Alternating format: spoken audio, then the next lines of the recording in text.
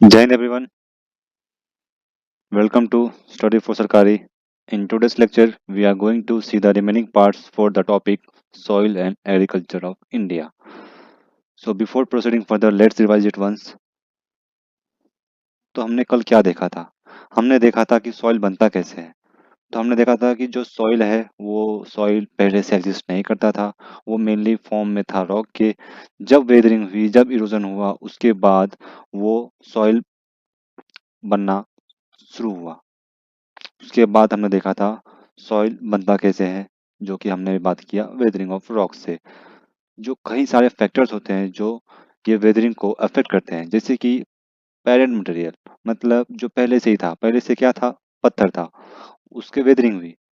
उसके बाद relief topography, कोई एक लैंड होता है, उसका एक जोग्राफिकल खूबियाँ होती है, जैसे कि वो लैंड में भी हो सकता है माउंटेन के रूप में हो सकता है, वो लैंड में भी हो सकता है कि प्लेन हो सकता है, वो लैंड में भी हो सकता है कि फॉरेस्ट के रूप में हो सकता है। उसके बाद क्लाइमेट, उसके बाद natural vegetation and biological factor, ये सारे फैक्टर्स हैं जो कि वेदरिंग को अफेक्ट करते हैं। उसके बिहाफ पे हमने एक क्वेश्चन सॉल्व किया था इंडिया में जो आया हुआ है, जिसका आंसर है ह्यूमन हैबिटेशन, मतलब ह्यूमन हैबिटेशन जो है वो अफेक्ट नहीं करता है सॉइल फॉर्मिंग फैक्टर्स को। उसके बाद हमने दो प्यारा टर्म देखा था जो कि एशियन टाइम से यूज होते आ रहे हैं, जैसे कि उर्वरा एंड उसारा। उर्वरा का मतलब होता है जो लैंड फर्टाइल होता है and can be use for the agricultural purpose. उसके बाद हमने देखा था उसारा, which is non fertile land and which can not be use as a agriculture purpose. ये दो टर्म देखे थे हमने। उसके बाद सॉइल के क्लासिफिकेशन किया था हमने। उसके बाद हमने देखा था साइंटिफिक स्टडी ऑफ सॉइल को क्या कहते हैं। सो साइंटिफिक स्टडी ऑफ सॉइल को हम पेडियोलॉजी बोलते हैं। उसके बाद हमने देखा था सॉइल सर्वे ऑफ इंडिया कब स्टैब्लिश हुआ था, 1956, जिसमें हम स्टडी करने लगे थे सॉइल के बारे में। उसके बाद हमने देखा था according to the ICAR there are 8 types of soil.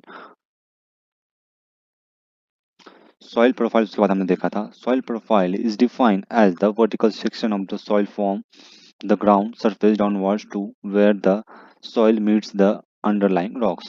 अब देखिए कोई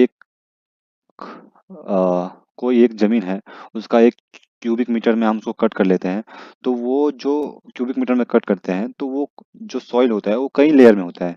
जैसे कि सबसे नीचे जो होता है वो पत्थर होता है, जिसको हम बेड रॉक बोल सकते हैं। उसके बाद सबस्ट्रम होता है जो पत्थर के साथ थोड़ा मिट्टी भी कैरी करता है, उसको हम सबस्ट्रम कर सकते हैं। उसके बाद हम उसके ऊपर जो लेयर होता है उसको हम सब सॉइल बोलते हैं, मतलब सॉइल के नीचे वाला पार्ट्स बोलते हैं। उसके बाद वो सरफेस होता है जो हम सब देख सकते हैं। उसके बाद हम अगर उसके ऊपर कुछ ऑर्गेनिक मटेरियल छिड़कते हैं for the purpose of farming, तो वो ऊपर ऑर्गेनिक मटेरियल में आ जाता है।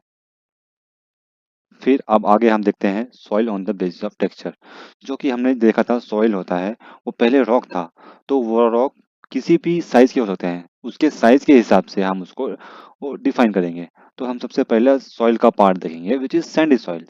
साइज ऑफ सॉइल पार्टिकल्स इसमें जो होता है वो 0.05 टू 2 मिलीमीटर के रेंज में होता है। मतलब ये जो सॉइल जो पत्थर है, वो उस पत्थर का साइज होना चाहिए 0.05 टू मिलीमीटर।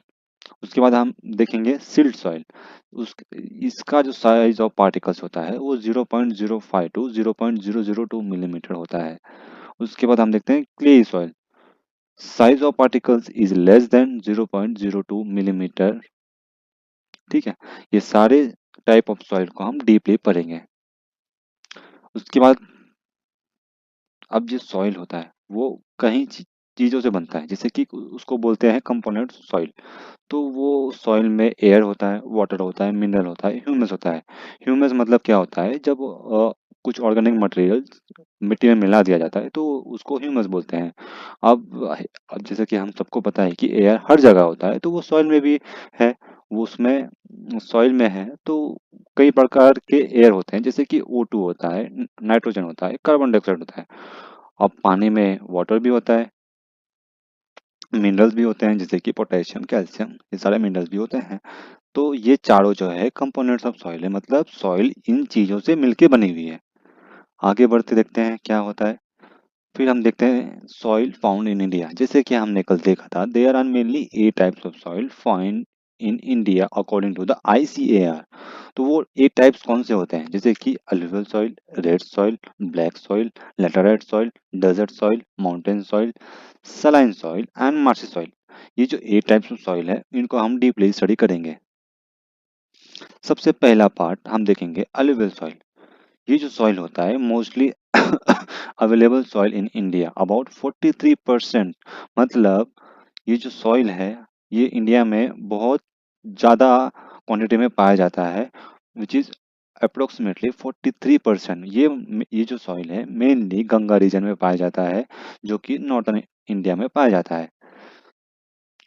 ऐसा नहीं है कि ये सिर्फ नॉर्थन इंडिया में पाया जाता है, ये साउथ इंडिया में पाया जाता है, but they are mostly on the delta estuary. अभी डेल्टा एस्चुरी मतलब शॉर्ट में बोलूँ तो किसी नदी के साइड वाला भाग, या जहाँ पे ये नदी जो है वो समुद्र में मिलता है, उस पार्ट को हम डेल्टा और एस्चुरी बोल सकते हैं।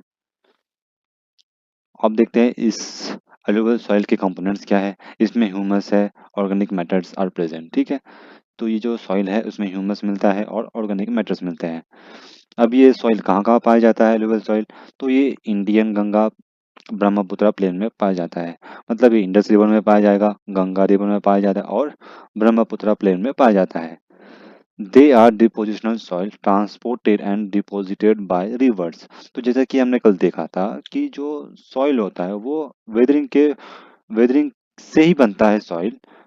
अब वेदरिंग किस प्रकार होता है? वो वेदरिंग हो सकता है किसी नदी से, हो सकता है या हवा से हो सकता है। तो उस प्रकार से ये जो अलुवियल सॉइल है, ये वेदरिंग इसमें हो रहा है वो है नदी के प्रकार से। मतलब ये नदी है किसी पत्थर को किसी और जगह पे ले जाते हुए टकरा टकरा के उसको छोटा करके वो सॉइल बन जाता है। अब देखते हैं ये अलुवियल सॉइल का कलर क्या होता है। ये जो अलुवियल सॉइल है उसका कलर होता है light grey to ash grey. मतलब लाइट ग्रे मतलब बहुत लाइट सा ग्रे, और ऐश ग्रे मतलब थोड़ा राख जैसा कलर हम बोल सकते हैं। उसका टेक्सचर कैसे होता है? सैंडी टू सिल्टी, मतलब थोड़ा रेत जैसा होता है और क्ले जैसा होता है। रेत से लेके क्ले तक होता है। अब ये काम किस काम से आते हैं?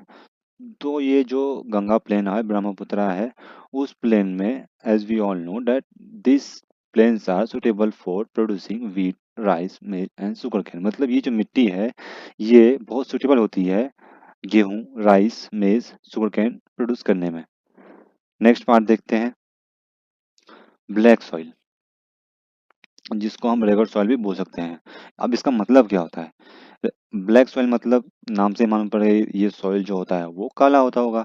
अब ये रेगड सॉइल मतलब कॉटन सॉइल भी बोल सकते हैं, जैसे कि यहाँ पे लिखा हुआ भी है। Regur means cotton, best soil for cotton cultivation. मतलब ये जो सॉइल है ये ब्लैक होता है और ये बेस्ट होता है for the cultivation of cotton. अब ये कहाँ पाया जाता है? Mostly in the Deccan plateau. मतलब डेक्कन प्लेट्यू में कौन कौन से स्टेट्स आ जाते हैं? जैसे कि हमने देख सकते हैं ये महाराष्ट्र आ जाता है, राजस्थान का कुछ कुछ पार्ट आ जाता है, फिर गुजरात का कुछ पार्ट आ जाता है, फिर MP का कुछ पार्ट आ जाता है, कुछ बेंगलोर का पार्ट आ जाता है। तो ये सारे जो स्टेट्स हैं उसके अंदर ये हमको पाया जाता है।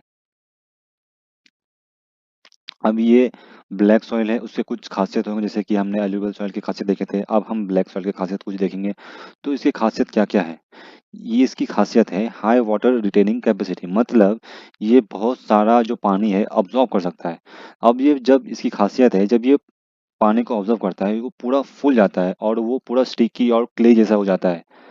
और जब ये सूख जाता है पूरा ही श्रिंक हो जाता है और ड्राई हो जाता है, और बीच में दरारें पड़ जाते हैं मिट्टी के बीच में।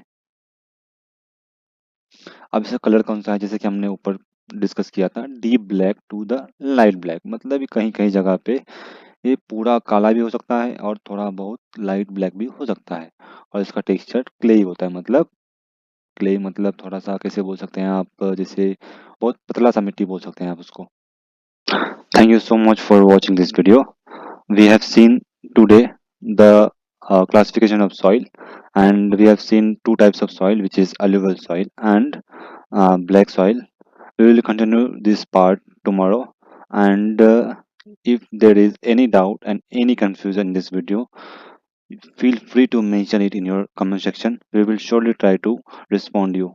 Thank you so much for your kind support. If you like this video, you can subscribe it too. Thank you.